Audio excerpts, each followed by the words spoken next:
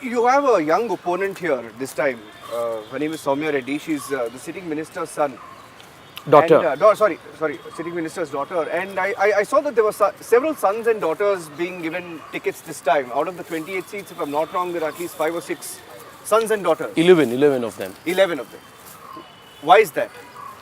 Well, and I hear that ministers were refusing to contest and they wanted to... Well, the reason why the ministers are reluctant to contest is because they are very clear that the outcome of the elections are going to be something that is not to their liking. They are very, political leaders who are grounded are generally aware of the ground reality of their constituencies. So, all of these ministers are aware that there is a groundswell of support in favor of the Prime Minister in their own constituencies. They do not want to contest and lose elections, and maybe also after losing elections lose their ministership also, which is why they are perhaps pushing their children to contest elections. And by doing so, the Congress party, by fielding 11 kids of ministers, is indicating two things. One, it is indicating the bankruptcy of leadership at all levels in the Congress party. Second, it is also an abject display of lack of internal democracy and possibility of growth for any normal Karyakarta in the Congress party. So, Congress party is today coming across like a conglomeration of feudal lords. One big lord at the center, and then a few other feudal families underneath at different levels. And Congress party perhaps comes across as a conglomeration of all of these feudal lords. It is nothing but democratic. It is nothing but a vibrant democratic organization. Now, let me ask you a question.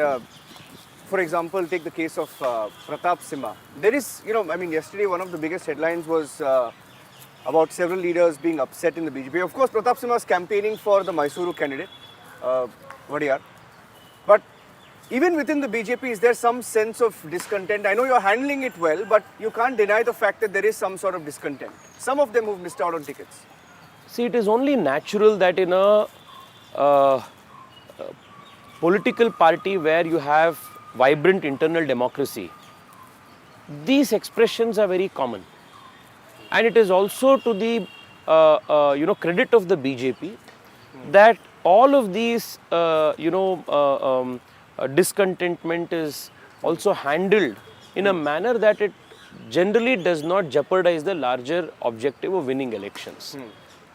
But you are not seeing any discontent in the Congress party. In Karnataka, they have fielded 11 children of the ministers. You don't find here a murmur from anywhere.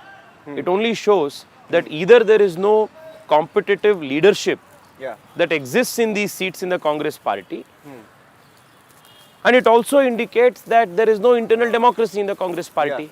So in an organization where there is internal democracy, vibrant internal democracy, it is only natural that there will be many claimants to a particular position, and when one particular person is offered or given that position, naturally for a few days until the new normal sets in, there is some kind of a discontentment that shows that the party is a vibrant internal democracy respecting party.